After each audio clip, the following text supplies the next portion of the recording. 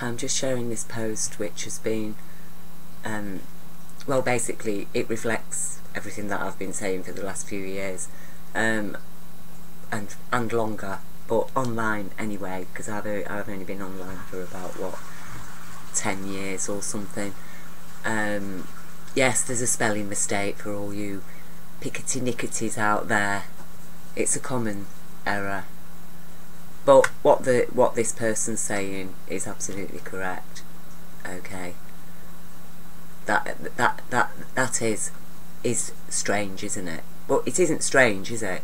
It's actually just downright evil and disgusting. And I did make I've made a video to the Pope and also to the Queen and the Archbishop of Canterbury, basically explaining to them some of what I'm explaining here. And the thing is that this is a blasphemy. The so-called Holy Communion is a blasphemy. It's a blasphemy against Jesus' memory and everything that Jesus stood for, and it's actually a blasphemy against God. The Roman Church, which does include the Protestant so-called Christian Church as well, because, you know, they're all at it in one way or another with their slight variations. They all have this instrument of Roman torture, because, you know, that is what the Holy Communion is. We are invited to participate in ritual sacrifice, to eat somebody's body and drink their blood, okay? It's a mock ritual sacrifice while kneeling before an instrument of Roman torture, which has been, you know, labelled as a holy object, okay? Because apparently, and this is how filthy the blasphemy gets. You know, it is such filth. It's hard, okay? But this is the filth that we've been born into as so-called Christians in a Christian society.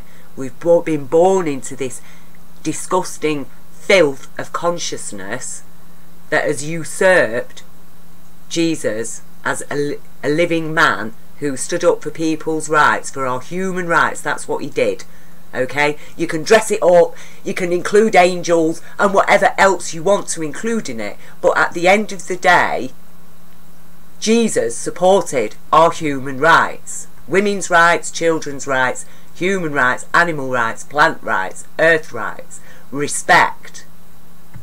And for us to give thanks and praise to our Creator, this universe that created our planet and created us. Man, who apparently is purely male, okay? When God explains very clearly right at the start, for those that cling to the Bible as their holy book, okay, who will not step out of it. Well, I've stepped into that filth as well and found God trapped in there behind all your crap. Human, true human, universal intelligence, shining through century after century after century. Those stars light are hitting our consciousness today. And we are standing up for our child. Okay? We don't want them born into this filth anymore. We don't want our children taking part in mock ritual sacrifices, being told that God is somebody that, you know, will impregnate a young virgin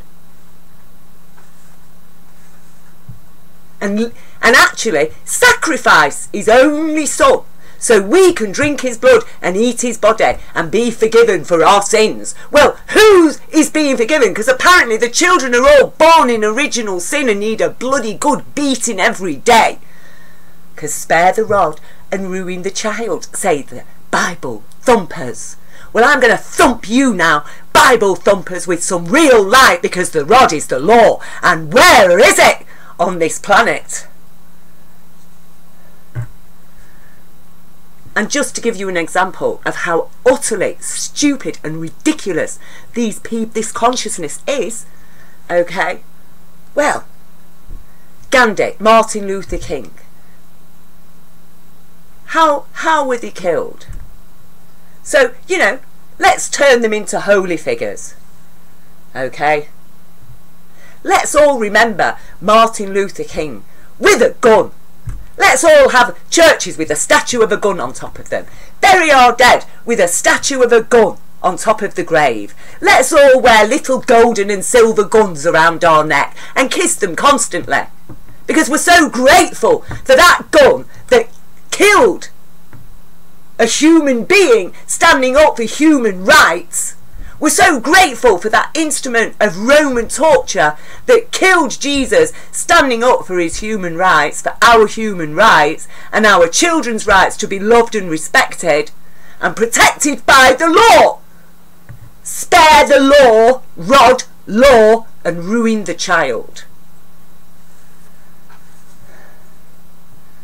So now, it brings us to the book of Enoch, doesn't it, where paedophiles are specifically condemned to hell. But Rome, once it's appropriated Jesus and turned him into the Son of God, made out that God is this creature that would sacrifice his own son. Apparently the same God who stopped Abraham from sacrificing his firstborn son told him not to do it. And we're being asked to believe this is the same God that apparently impregnated a young virgin and then has his son killed on the cross, so a load of criminal child abusers can feed off him and wash themselves clean in his blood. What utter absolute filth.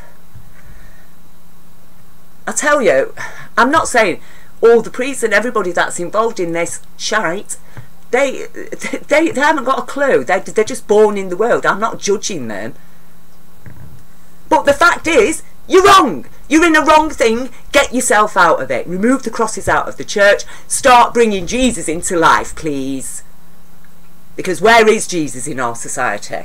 It's certainly not in the money, is it? Though, apparently, according to Jesus, half the money belongs to God. So, where's God's half? Bankers!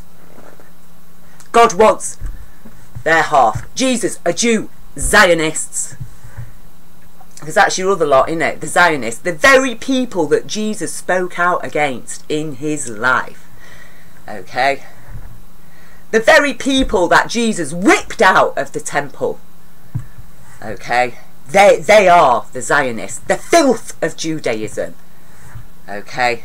Just as the people that created this so-called church represent the filth of Roman consciousness that had to, in the end, usurp the very thing it most feared, which was people's sudden righteousness, standing up for their rights, and with their full faith in universal intelligence. But no, can't have Enoch, because, you know, they like fucking the kids, don't they? So who did they replace him with? Oh, Revelations. Oh, Revelations. A very nasty piece of work, created by a very nasty man called Cerinthus, who tries to pass off his plagiarisms of the original Testament as the work of St. John the Apostle. We know now that's a pack of lies. St. John the Apostle loathed Cerinthus and called him a deceiver of all mankind. But you see, the Romans loved him because, you know, hey, it's carte blanche, isn't it? Revelations, go and do what you like. Destroy the whole planet. You're fulfilling God's revelations. Be horrible, spread disease, kill people, abuse women, abuse children. Because, you know, apparently the only men that are going to be stood with Jesus, noticeably no women, 144,000 males who've never defiled themselves with women. So, they fucked children then. That's alright, isn't it?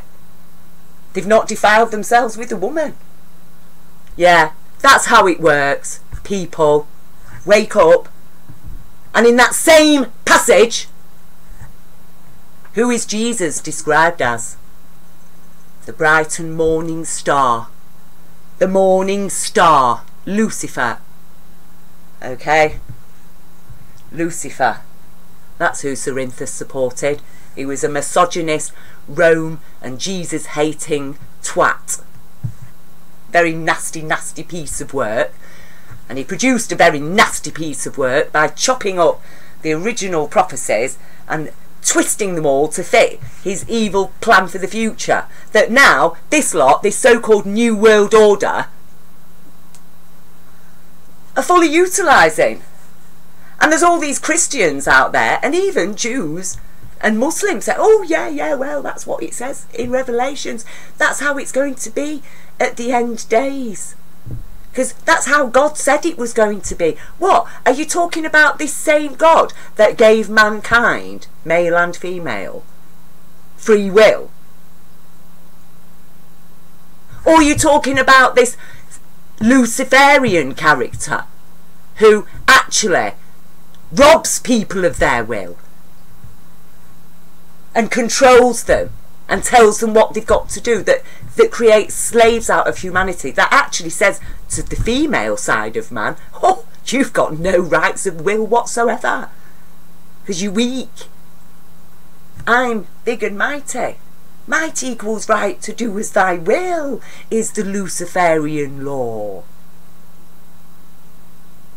And if they want to take control of Jesus and turn him into the Son of God, and then God will sacrifice him so they can eat him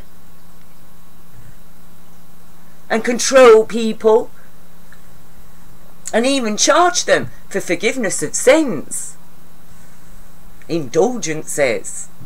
Oh yes, because God is a Pope. God is the Archbishop of Canterbury. God is a Queen. God is President Trump.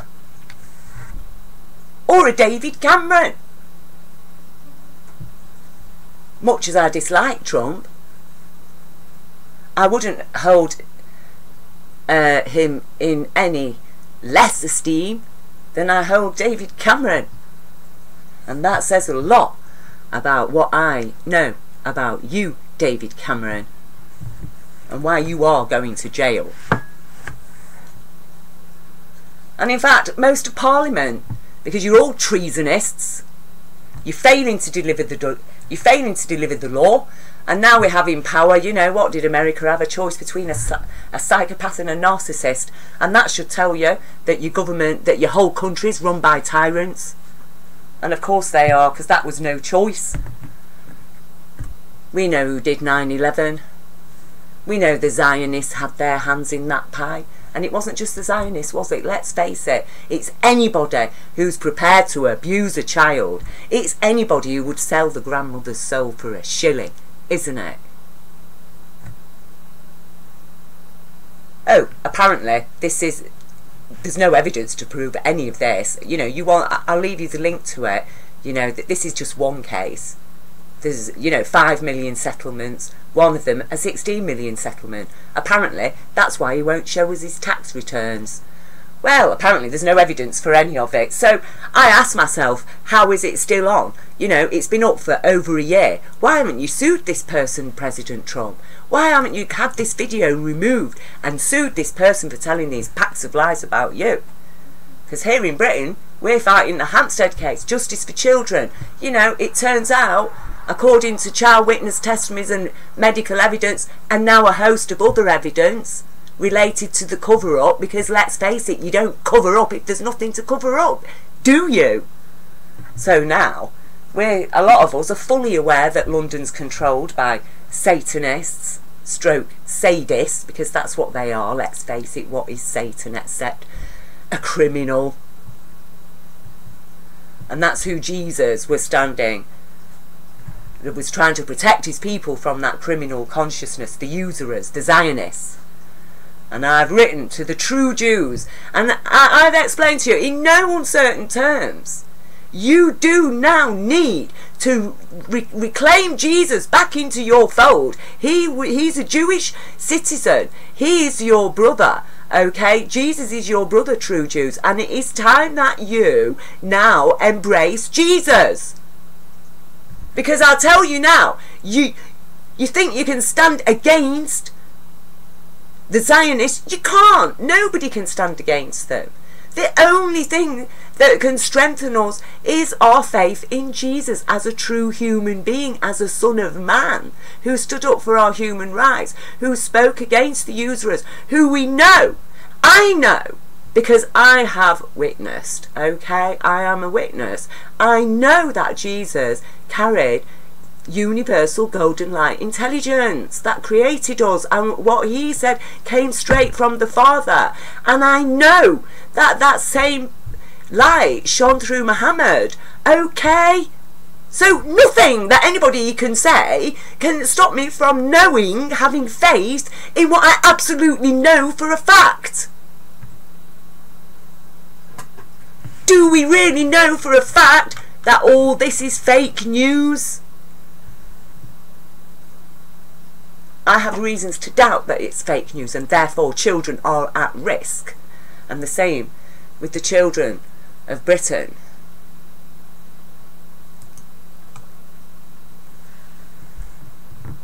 So this needs to end. If there's going to be a war in this world, then yeah, let it be between the people who are standing up for our human rights, for the child rights, and those who think that children should have no rights. Okay? Because, you know, what is America dealing with right now? What is the world dealing with? An uprising of racism. An uprising of fascism, basically, and xenophobia. And this is supposed to be, you know, fake news.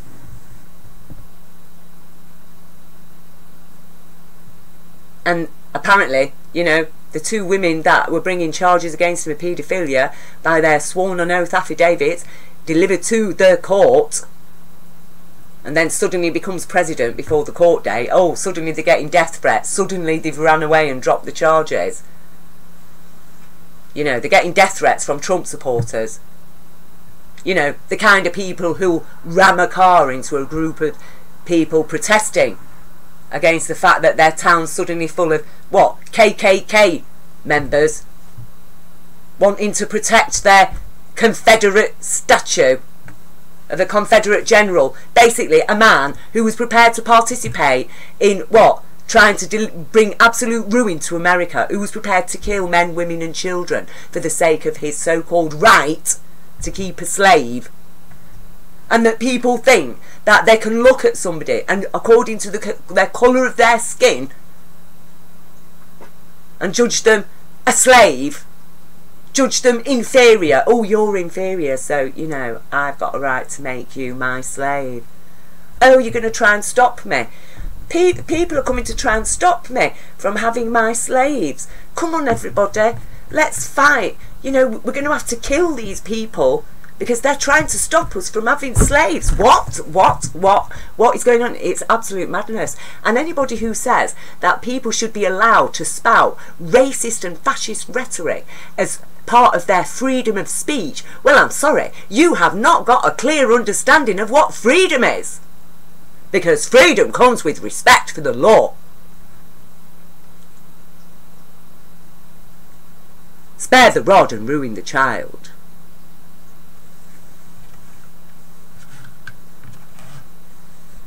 It is a crime. It is a crime to speak publicly and invite others to join you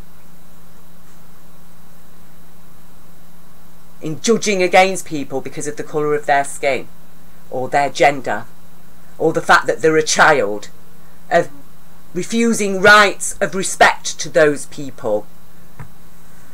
That's a crime against humanity, to incite and invite those thoughts and to invite support for those thoughts that would strip people of their rights on grounds of the colour of the skin or their gender or their age. And this austerity that this set of criminals has imposed on the world, well, it's a crime against humanity. People have been driven to suicide.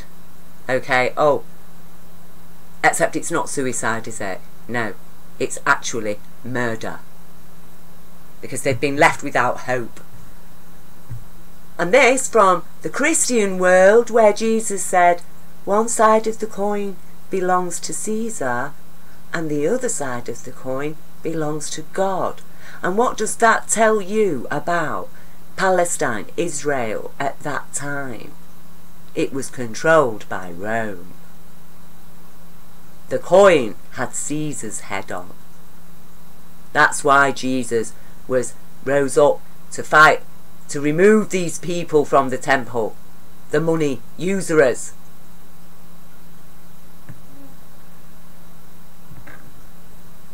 But one half of the coin belongs to God. And apparently, we're living under God's law. Our Queen of England has sworn an oath to it, to uphold it. Well, come on then, Queen. Where God wants her half of the money, please. Because we need it. We need it to clean our planet up. We need it to create eco-friendly, ethical employment for people that pays a living wage and gives them healthcare and gives them a retirement and pays them a pension and gives them a decent home to live in and water and food and everything that they need, because you know we're living in a society of human beings. And when you start treating human beings like animals, well, then human beings are no better than animals, are they? They will fuck children, won't they?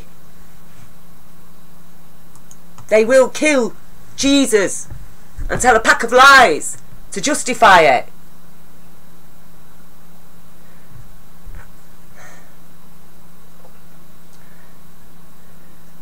And the technology is so serious now. And I'm just going to pause for a minute here. So, you know, now we've got this. This is on the horizon.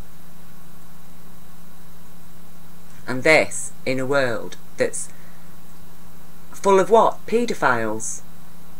Mad, sick, a sick, crazy consciousness is going to have the power to grow a baby in their home.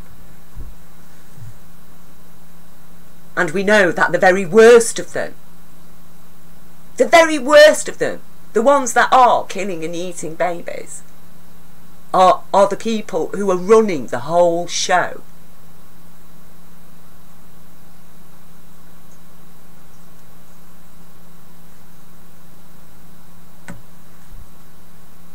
Think about it.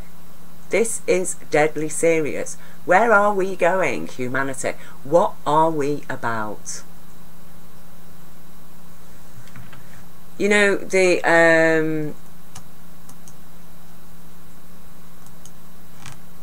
Celtic Christian Church, all the natural Christian, I call them, you know, native Christian, because you had the voodoo Christians in Africa, you had the Middle Eastern Judaic Christians, and then we had the Druid Christians, because Jesus is such a lovely being. He was so beautiful, so kind and gracious, and because he's a true human being, and he was connected to universal golden light intelligence directly, and so pure of heart and thought that no matter which culture he approaches, they just accept him. You know, the Druids instantly, oh Jesus, yeah, incorporated him. There was no war. Nobody had to kill people to force them to accept Jesus. They accepted him as a true human, divinely inspired human being who was connected to the higher consciousness. So we became Celtic Christians, Druid Christians, throughout most of Europe. The Africans, they embrace some voodooism. I'm not talking about all this blooming, you know, black magic crap. I'm talking about the way people lived in Africa. And voodooism was almost virtually identical to Druidism. It's just they have different celebrations and ways, because, you know, it's a different climate, environment. That's where you get your culture from, is your climate, your environment. And so there's slight differences, but, you know, voodooism and druidism were virtually identical. And both of them incorporated Jesus, just like that. It instantly, you know, Christian voodoo, Christian, Druid Christian, Celtic Christianity, they had a cross. They've always had a cross with a circle around it. That cross isn't representing an instrument of Roman torture. Okay, most of Europe knew the Celtic cross. It did not represent a crucifix. It represents the 4 equinoxes, okay? And the circle of time. That's what it represents. It is a symbol of universal intelligence and order and light. Oh, well, then Rome came, didn't it? Just removed the circle and stuck a effigy of Jesus on it. But people had already had it in the head that that basic form of a cross was a holy thing. It symbolised something holy. So, you know, that's how they dragged us down. That's how they dragged us down. And then condemn us, condemn. You know, oh, you weren't allowed to swear. Okay, to call a fucker, that apparently is a blasphemy. Well, I'll tell you now what's a blasphemy. The legal definition of a child as being a minor. That's a blasphemy. To judge a child a lesser, unimportant human being, the most treasured of all this universe's creatures are the little children. And this evil set of blasphemous filth consciousness that still has people enslaved within it now. Because that's why I say, I don't judge. People are psychological slaves to this crap. It's been there for hundreds of years. We were born into it. Please don't give yourself a hard time because you swallowed it. Spit it out. Spit it out. It's filth. Get your head clean. Get down to your culture, your roots. It's time for this filth to go. And that's why I am appealing again to all you people who call yourself true Jews, who are all now standing up against Zionists. You know who Jesus was speaking out against now, don't you? And he was stolen. He's been stolen from you by Rome, who's appropriated him and made a fantasy out of him, and are using him now to do evil things with this horrible, evil revelation that's been taken out of your prophets. And now they're fulfilling it. And people are egging them on, saying, yeah, they're fulfilling, you know. And again, I appeal to your sanity of Jonah and the people of Nineveh. You know, the universal intelligence insisted that he give them a prophecy of what horrible things was going to happen to them. And those people were absolutely mortified, and they begged forgiveness, and they changed, and the prophecy didn't happen. And that was to show us that the prophecies they're not a done deal. It is up to us to be warned, to take the warning, to heed the warning. It's a misunderstanding that people think that these prophecies must be fulfilled. God gave us free will. And how could that be, that God would give us free will and then we're supposed to, you know, and say, right, well, this is what's going to happen. No, it's because we've got free will. Of course, some wills are going to want to take control.